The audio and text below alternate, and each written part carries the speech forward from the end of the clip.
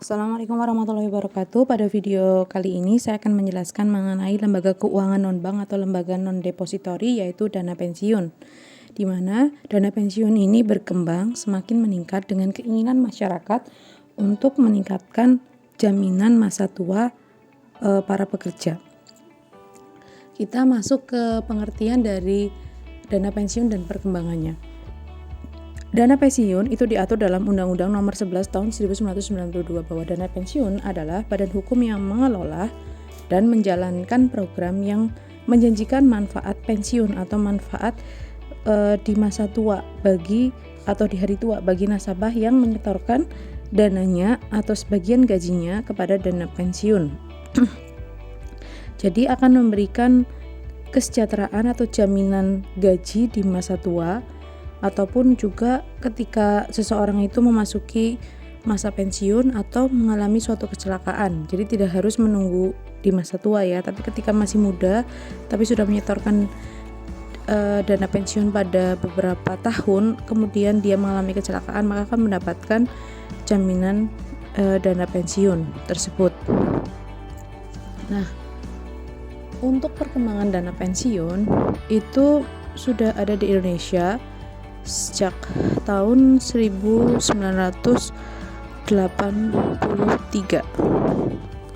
yang kemudian berdasarkan data tabel bahwa di tahun 2005 itu ada 312 unit dana pensiun yang kemudian mengerucut di tahun 2010 menjadi 271. Namun secara total aset yang mereka miliki itu mengalami peningkatan, bisa dilihat di tabel yang ada ya. Selanjutnya mengenai tujuan dari penyelenggaraan dana pensiun. Dana pensiun itu memiliki beberapa tujuan. Tujuan penyelenggara dana pensiun ini dapat dilihat dari sisi pemberi kerja maupun dari sisi peserta dana pensiun. Dari sisi pemberi kerja di sini memiliki manfaat atau tujuan yang pertama adalah kewajiban moral, di mana perusahaan itu memberikan rasa aman bagi karyawannya dalam menghadapi masa pensiun. Jadi di sini memberikan imbalan atas kerja karyawan selama mengabdi di perusahaan tersebut. Yang kedua adalah loyalitas. Dengan adanya dana pensiun itu diharapkan muncul loyalitas ataupun dedikasi yang tinggi dari karyawan, karena mereka itu merasa dihargai dan merasa aman untuk masa depannya.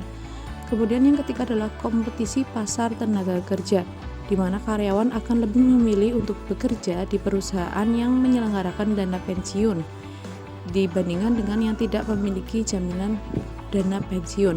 Kemudian dari sisi peserta dana pensiun, yang pertama memiliki rasa aman karena mengetahui masa tuanya akan memiliki jaminan penghasilan, sehingga dia lebih menimbulkan loyalitas dan komitmen yang tinggi terhadap perusahaan mereka saat bekerja. Yang kedua adalah memiliki tambahan kompensasi, walaupun nanti dinikmatinya pada masa tua ya, tapi dia merasa ada tambahan kompensasi atas kerjanya. Selanjutnya kita masuk ke asas, fungsi, dan norma dana pensiun. Asas di sini serta fungsi dan normanya diatur dalam Undang-Undang Nomor 11 Tahun 1992. Asas dari dana pensiun terdiri dari yang pertama, penyelenggaraan dilakukan dengan sistem pendanaan. Kemudian yang kedua, pemisahan kekayaan dana pensiun dari kekayaan pendiri. Yang ketiga, kesempatan untuk mendirikan dana pensiun. Jadi siapa saja boleh mendirikan dana pensiun. Yang keempat, penundaan manfaat. Di sini maksudnya penundaan manfaat adalah bahwa manfaat dana pensiun hanya bisa dirasakan ketika masa pensiun telah tiba. Kemudian yang kelima yaitu pembinaan dan pengawasan. Jadi adanya pembinaan dan pengawasan dari Direktorat Dana Pensiun yang ada di Kementerian Keuangan. Selanjutnya masuk ke fungsinya. Fungsinya yang pertama adalah memberikan asuransi. Jadi seolah memberikan pertanggungan di masa tua para pekerja yang menyetorkan di dana pensiun. Yang kedua adalah tabungan. Jadi sebenarnya ini kan iurannya dipotong dari gaji setiap bulan, sehingga seperti kita menabung setiap bulan yang akan kita ambil di masa tua kita nanti. Yang ketiga fungsinya yaitu pensiun itu sendiri. Jadi seluruh dana yang sudah dikumpulkan oleh karyawan pada setiap bulannya itu nanti ketika memasuki masa pensiun akan diberikan kepada karyawan tersebut. Meskipun karyawan tersebut meninggal, tetap akan diberikan kepada pasangannya, baik suami atau istrinya, sampai seumur hidup pasangannya tersebut. Selanjutnya masuk ke norma-norma dari dana pensiun. Norma di sini adalah aturan-aturan yang ditentukan dalam pelaksanaan program dana pensiun, di mana norma-norma perhitungan ini terdiri dari perhitungan manfaat pensiun, uang pertahuan, dan nilai tunai. Yang pertama tentang manfaat pensiun. Di sini diharapkan bahwa manfaat pensiun didasarkan pada kumpulan iuran dalam cadangan wajib dari masa kepesertaan ditambah dengan bonus-bonus yang berasal dari cadangan bonus untuk dan atas nama peserta. Jadi manfaatnya itu berasal dari apa yang dia iurkan plus mungkin ada pendapatan yang didapatkan dari iurannya tersebut. Kalau misalnya kita nabung di bank mungkin ada bagi hasilnya atau bunganya, seperti itu. Kemudian uang pertanggungan. Jadi norma tentang uang pertanggungan itu diberikan kepada keluarga karyawan atau peserta yang meninggal dunia atau cacat sebelum memasuki usia pensiun. Dihitung dengan asumsi jumlah iuran yang seharusnya dikumpulkan karyawan sampai memasuki usia pensiun atau sejumlah bonus dari cadangan bonus atas nama peserta, di mana pembayarannya biasanya dilakukan secara berkala.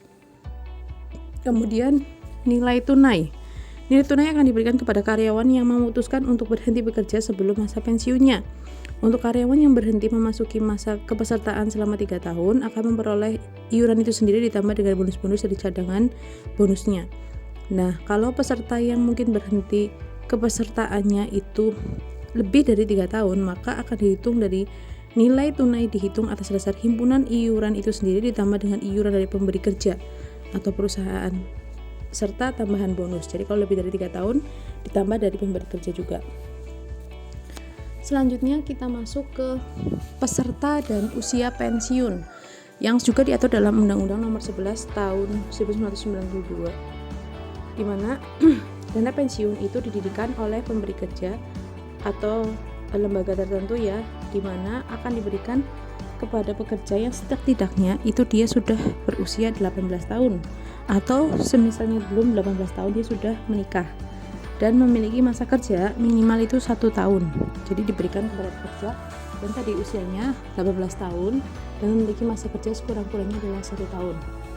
Sedangkan usia pensiun adalah usia saat peserta berhak untuk mengajukan pensiun dan memanfaatkan dana pensiun. Nah, untuk usia pensiun itu dapat dibedakan menjadi 4 kategori, yaitu ada pensiun normal, pensiun yang dipercepat, pensiun yang ditunda, dan pensiun cacat. Pensiun normal di sini adalah pensiun yang memang sesuai dengan peraturan pemberi kerja. Biasanya misalnya ada perusahaan yang memberi contoh pensiunnya itu 55 tahun, maka pada usia itulah disebut dengan pensiun normal. Kemudian pensiun yang dipercepat itu bila pensiun itu memang dipercepat dengan syarat-syarat yang sesuai dengan aturan pemberi kerja dan lembaga dana pensiun. Misalnya dia telah mencapai usia 50 tahun atau 10 tahun sebelum usia pensiun normal, kemudian mendapat persetujuan dari pemberi kerja atau karyawan mengalami cacat, seperti itu. Kemudian pensiun yang ditunda, jadi sebenarnya sudah memasuki masa pensiun sesuai aturan pemberi kerja, tetapi secara fisik masih sehat dan dapat bekerja sehingga telah melampaui masa pensiun normal. Nah, pembayaran pensiun dimulai pada tanggal pensiun normal atau seharusnya meskipun yang bersangkutan masih tetap bekerja akan memperoleh gaji dari perusahaan. Jadi ketika pensiun itu ditunda, akhirnya dia akan mendapatkan gaji dari perusahaan dan akan tetap menyetorkannya seperti pensiun normal.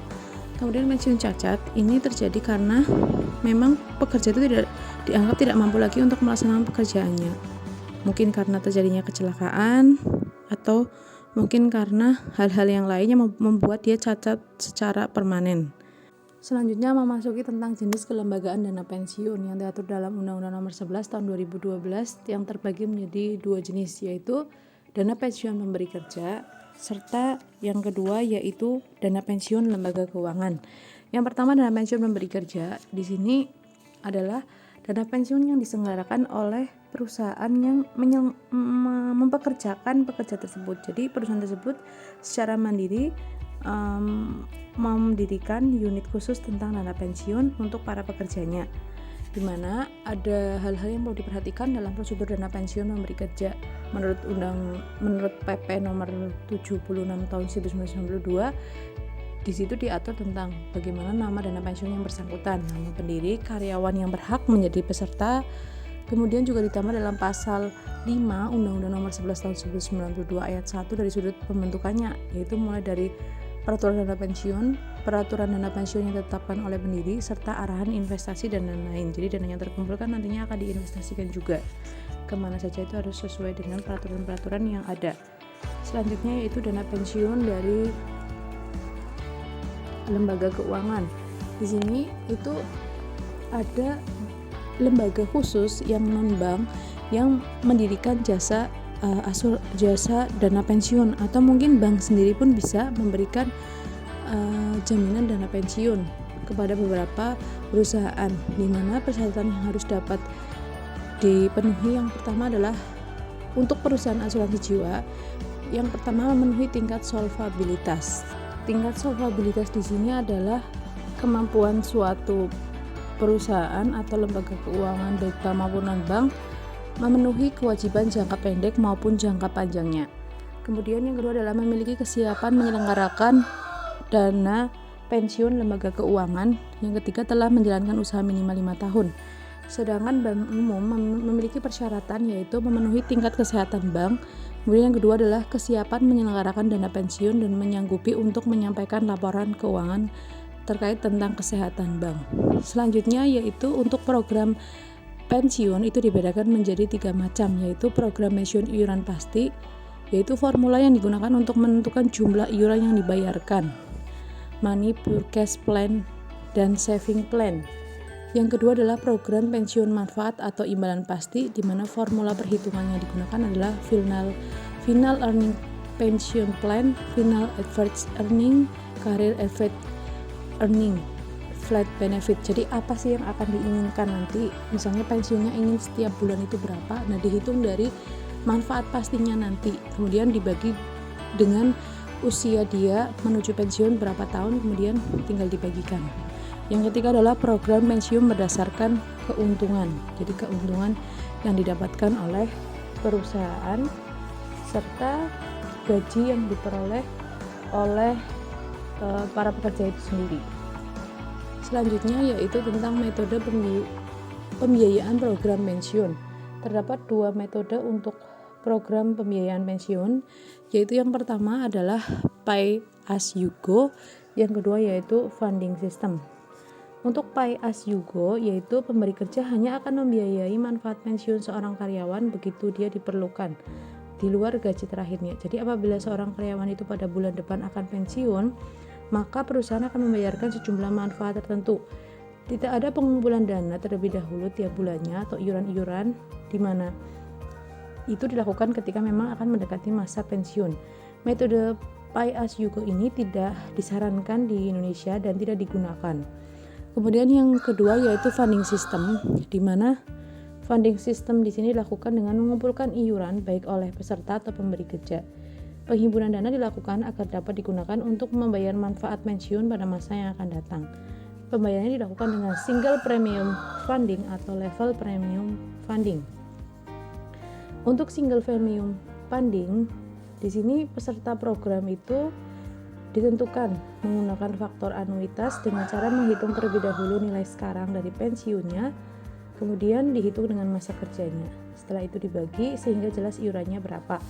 Kemudian untuk level premium funding itu untuk menghindari kenaikan biaya pensiun, jika ada kenaikan gaji atau karena masa kerja yang telah lama, maka jumlah gaji yang dibayarkan biasanya akan semakin tinggi. Nah, penetapan premi ini biasanya dinyatakan dalam rupiah per karyawan atau dalam persentase tertentu. Jika dibayarkan setiap tahun, maka nantinya akan memberikan sejumlah manfaat tertentu pada masa yang akan datang. Jadi karyawan dengan masa kerja yang lebih baru akan membayarkan lebih banyak daripada karyawan yang memiliki masa kerja lebih lama. Jadi ada perbedaan antara karyawan yang baru dengan karyawan yang lama terkait tentang iurannya, jadi tidak disamakan. Kemudian selanjutnya mengenai pengelolaan dana pensiun.